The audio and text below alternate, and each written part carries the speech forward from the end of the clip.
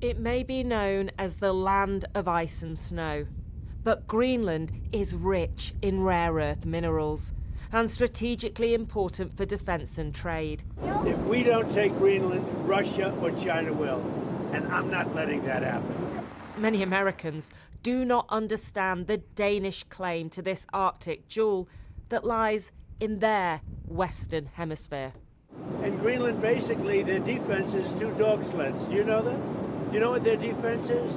2 dog sleds. No, not dog sleds.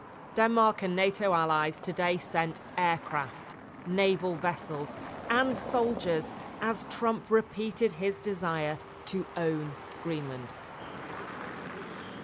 The foreign ministers of Greenland and Denmark arrived in DC to meet Vice President J.D. Vance and Secretary of State Marco Rubio, urging diplomacy.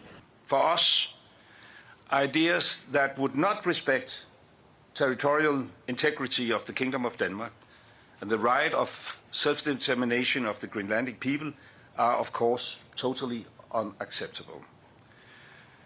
And we therefore still have a fundamental disagreement, but we also agree to disagree. And therefore we will, however, continue to talk. A desire echoed by Greenlanders themselves. We're not going to grab the sword. We're not going to go into any kind of warfare. What we're going to find is, for hopefully, some kind of diplomatic solution. President Trump isn't being fair to us, because I can't imagine living an American life. It's so free here, and we can live as we choose. But America sees strategic interests everywhere in Greenland. Rare earth minerals, but also a path to the US for a Russian missile, and where melting ice could open trade routes to China. Men en ting skal alle forstå. One thing everyone must understand. Greenland will not be owned by the United States. Greenland will not be governed by the United States. We choose the Greenland we know today, which is part of the Kingdom of Denmark. Within that arrangement, Greenland is self-governing, with Denmark setting out a possible path to independence. Greenland belongs to its people. Today, the European Commission President offered her support. It is important that the Greenlanders know, and they know this by the deeds, not only by the words, that we respect the wishes of the Greenlanders and their interests, and that they can count on us.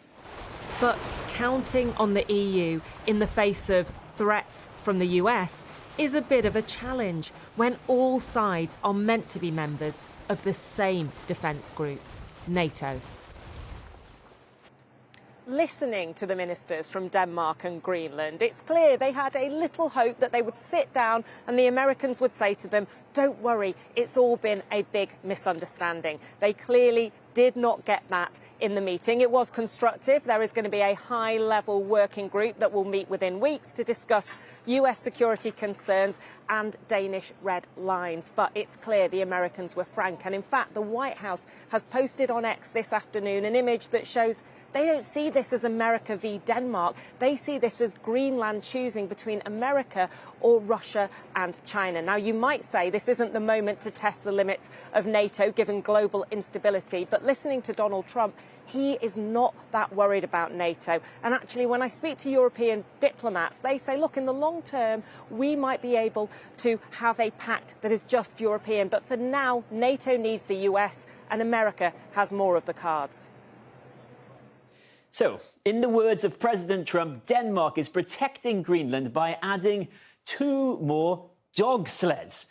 The heart of the US argument is that it alone can protect Greenland. But 2 more dog sleds to protect it, is that it from the Danes? Well, no. There is a Danish military dog sled team, the elite Sirius unit, where teams of 2 spend up to 26 months per deployment, patrolling up to 5,000 miles of inhospitable territory in temperatures as low as -50 Celsius. Last year, the Danes did indeed announce that this dog sled unit would be strengthened. But when we asked the Danish government for more about this, they said that the detail was classified. But they didn't just stop at more dog sleds. They also announced 5 new naval vessels, 2 new long-range drones, coastal and air radar equipment, and a new military headquarters in the territory's capital, Nuuk.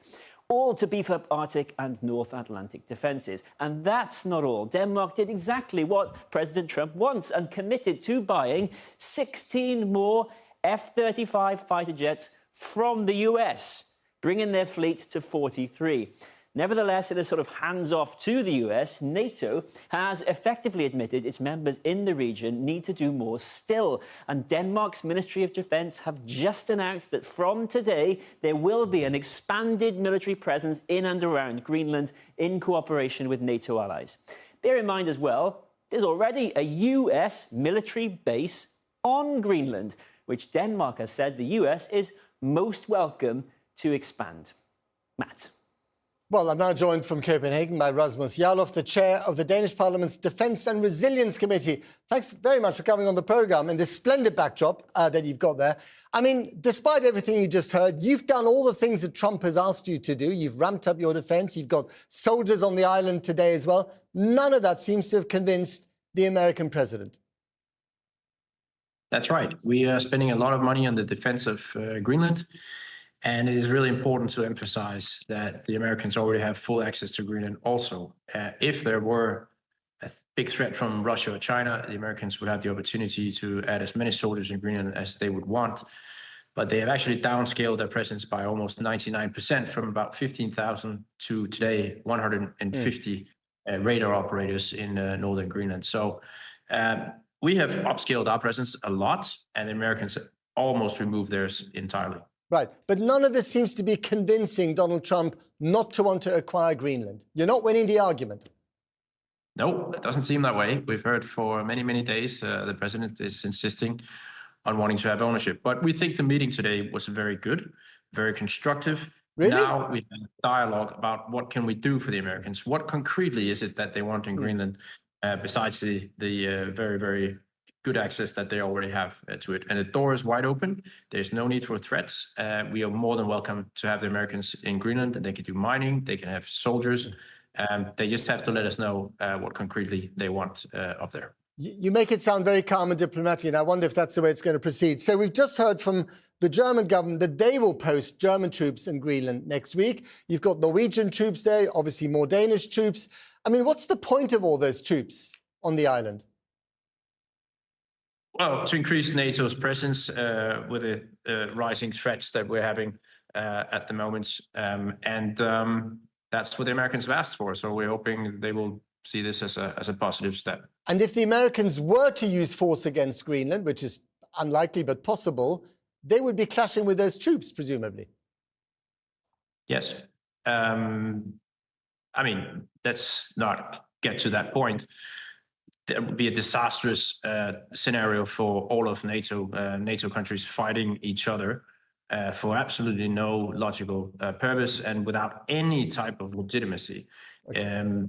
There's no justification for trying to annex Greenland. The Americans have no claim to it whatsoever. There's no legal claim. There's no historical ownership, no drug trafficking, and absolutely no threats from either Denmark or Greenland, who have done And the Greenlanders have said that they don't want to become America's 51st state. In one short answer, if it doesn't come to force, but the Americans still insist on having it, and they throw money at it, they try and buy the Greenlanders, who's going to come to your defense? That's absolutely out of the question. We will never agree to an annexation by the Americans. And we know they're stronger than us. We know they have a much better military. But nonetheless, we're just not going to do that.